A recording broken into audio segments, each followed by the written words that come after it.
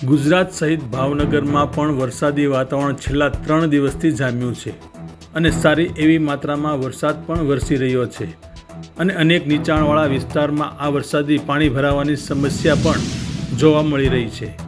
ત્યારે વાત કરીએ તો અક્ષરપાર્ક અને હાદાનગર વચ્ચે અંડરબ્રિજ આવેલો છે।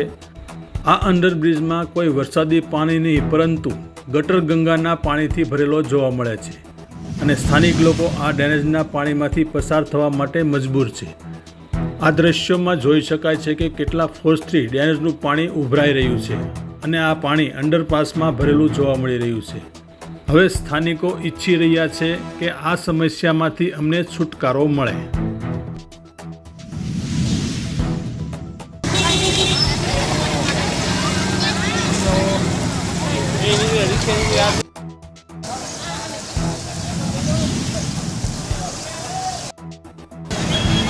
ગાડી વાળો નો